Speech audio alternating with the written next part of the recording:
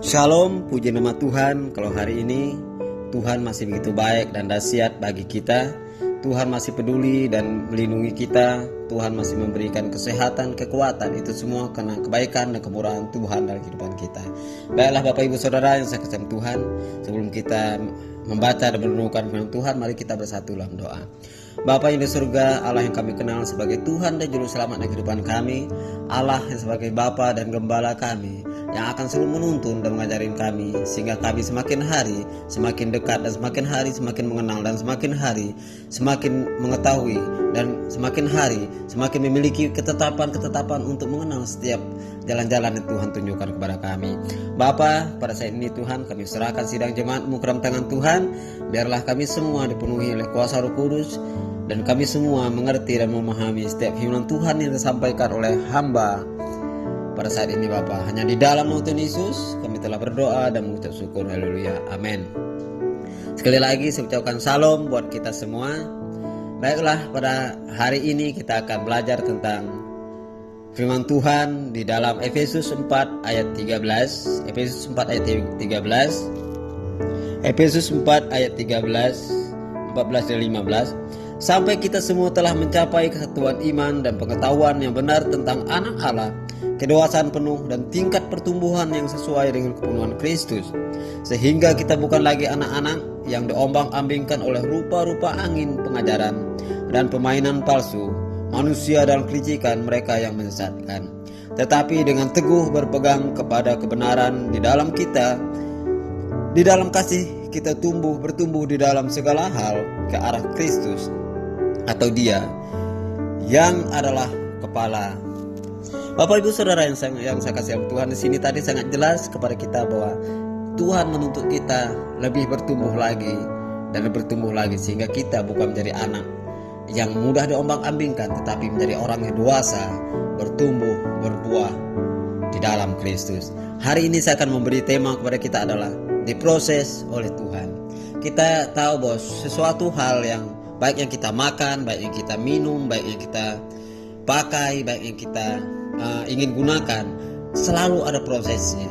Salah satu contoh adalah ketika kita mau minum, kita pasti ada satu proses yang kita ambil, yaitu kalau kita mau ambil dari dispenser, kita akan ambil gelas, cangkir dan sebagainya. Atau kalau kita mau langsung minum dari aqua, kita akan pergi ke hypermart atau ke warung dan sebagainya. Artinya itu memerlukan proses. Kalau kita juga lihat bahwa proses-proses itu selalu memiliki waktu. Kita membalikkan telapak tangan saja, kita butuh proses. Bapak Ibu Saudara yang saya kasihi Tuhan, hari ini kita ingin belajar beberapa prinsip, yaitu proses di dalam Tuhan. Yang pertama adalah untuk menarik kita semakin dekat kepada Allah. Kenapa di dalam proses Tuhan, Dia bukan memproses kita untuk menjadi kita gagal. Dia bukan memproses kita untuk menjadi orang yang kalah. Dia bukan memproses kita untuk menjadi orang menyerah, tetapi Tuhan ingin memproses kita untuk menjadi seorang pemenang. Kenapa? Karena di dalam Efesus 4 ayat 13 tadi sangat nyata sekali kepada kita bahwa sampai kita semua telah mencapai kesatuan iman, artinya bersatu semua. Siapa itu semua? Itu orang-orang percaya. Di sini adalah suatu prinsip yang dapat kita pegang adalah bahwa Yesus Tuhan memiliki rencana yang indah di balik setiap masalah dan kesulitan yang kita alami. Atau bisa kita katakan lain lagi bahwa setiap kesulitan-kesulitan yang terjadi dalam kehidupan kita, atau kesalahan atau membuka celah, namun kesulitan itu terkadang Tuhan buat untuk menjadi suatu rencana tertentu di balik semuanya itu untuk setiap masalah.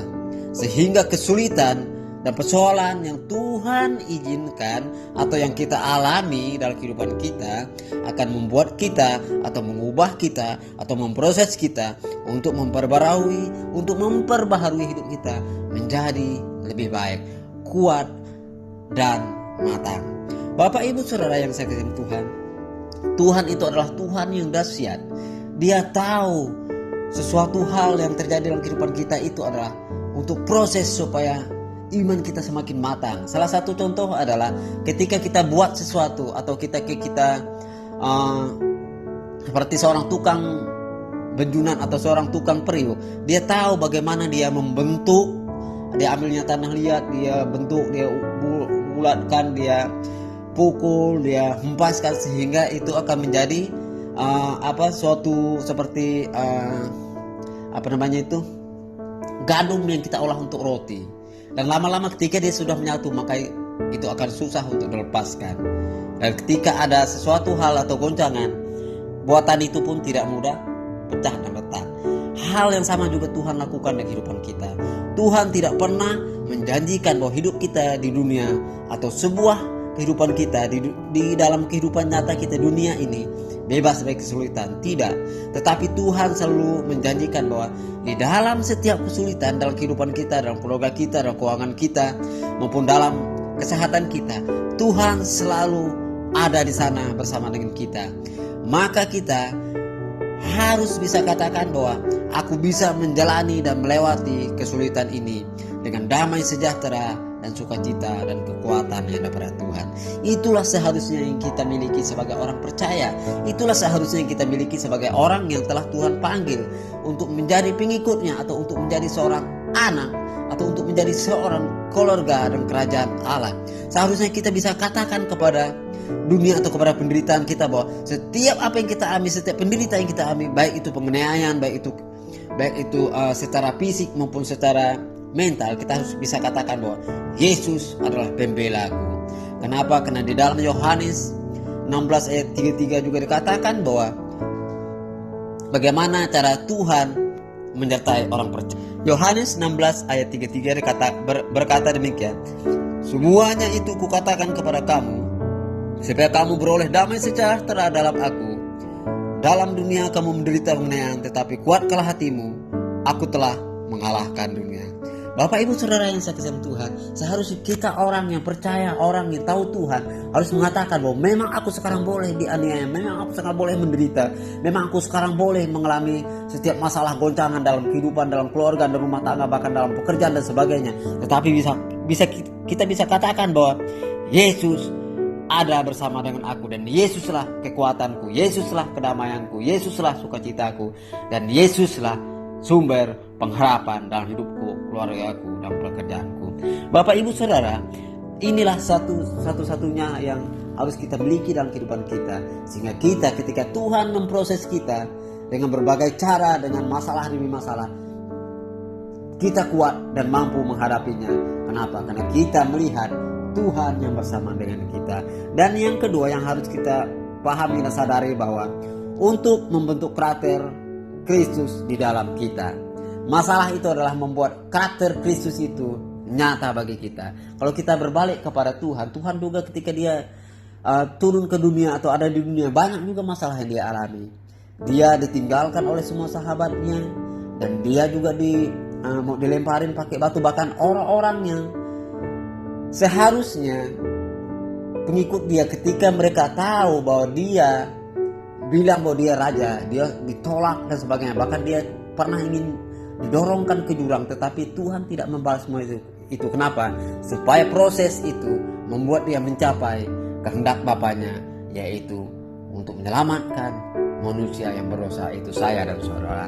Dan di sini juga kita bisa melihat bahwa ketika masalah itu ada, kita boleh bermegah, bahkan bersuka cita, karena kesengsaraan kita yang kita alami, bahwa kesengsaraan itu akan menimbulkan ketukunan. Itu juga bisa kita lihat di dalam Roma 15 ayat 3. Bapak Ibu bisa dibaca di rumah itu, Roma 15 ayat 3, di mana di situ dikatakan bahwa kesalahan atau masalah itu akan menimbulkan ketukunan buat kita. Bapak Ibu saudara yang saya kasihi Tuhan, atau dalam bahasa aslinya, ketekunan itu adalah juga diterjemahkan sebagai ketahanan atau karakter. Ketahanan itu kita mampu atau sanggup menghadapi pukulan, sehingga ketika masalah itu datang kepada kita, dia mantul seperti bola yang kita pantulkan. Ketika bola itu kita pantulkan, dia akan meloncat ke atas atau ke kiri, ke samping, atau ke depan dan ke belakang. Demikian juga halnya masalah bagi kita.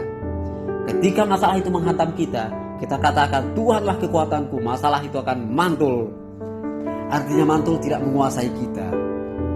Dia tidak berkuasa atas kita. Kenapa? Karena Tuhan yang berkuasa mengontrol hidup kita. Tuhan yang berkuasa memberikan setiap sel-sel tubuh dalam kita untuk semangat dan sebagainya.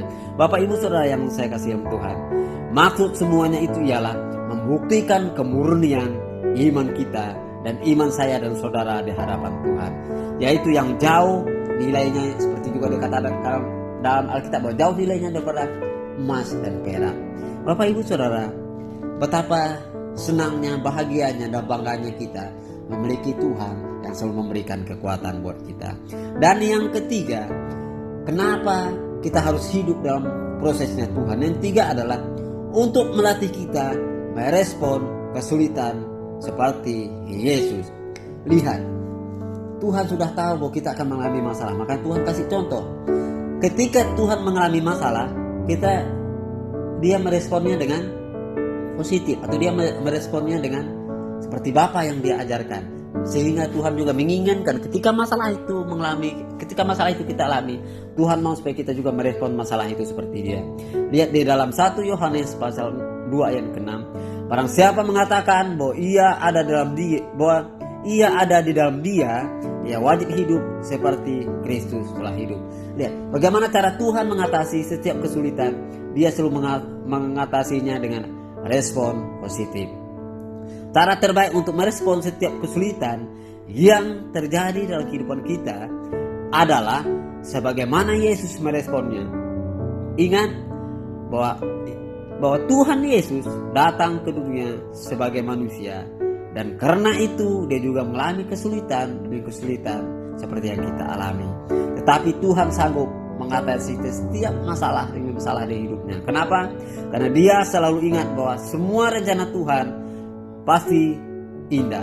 Dan dia juga selalu ingat bahwa jika Tuhan yang mengizinkan masalah itu terjadi dalam kehidupannya, maka itu adalah hal yang harus dia jalani, hal yang harus dia hadapi, sehingga proses yang Tuhan mau atau rencana yang Tuhan mau di dalam kehidupan Yesus atau kehidupan kita itu terjadi di dalam kehidupan kita.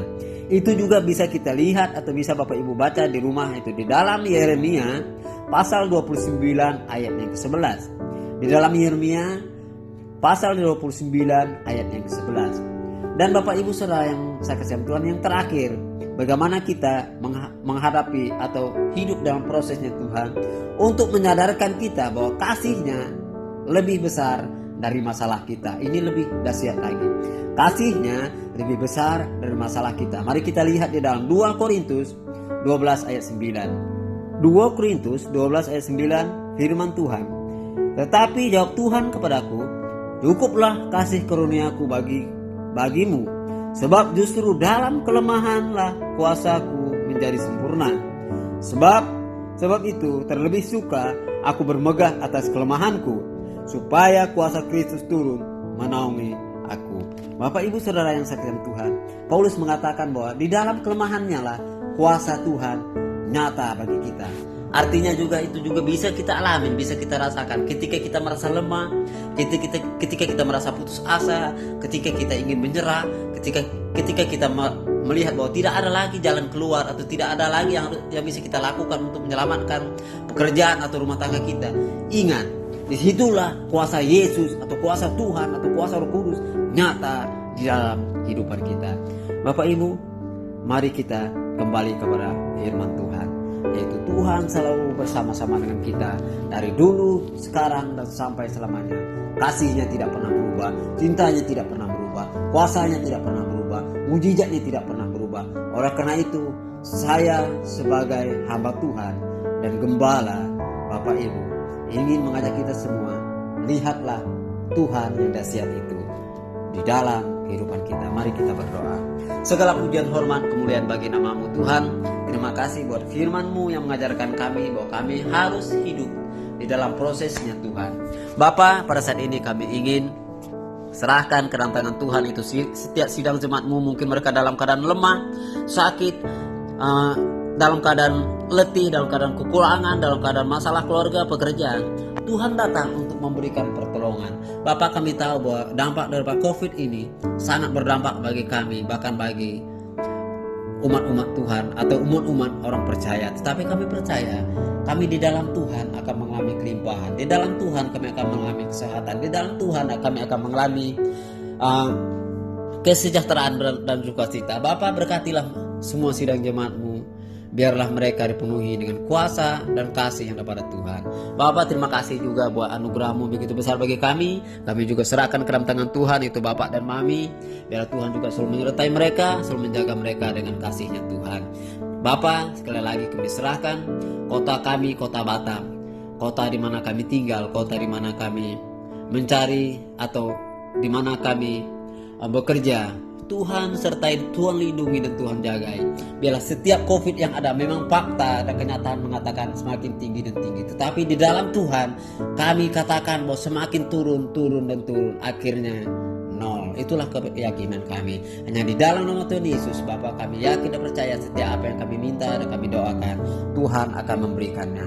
Mari kita angkat kedua tangan kita. Tuhan akan menghadapkan wajahnya kepadamu dan memberi engkau damai sejahtera. Pulanglah sidang jemaat dengan kasih, damai sejahtera dan sukacita Allah, dengan berkat Abraham, Ishak dan Yakub. Dengan Tuhanlah akan menjaga keluar masuk kita mulai pada saat ini sampai Yesus datang yang kedua kali. Tuhan Yesus memberkati. Amin.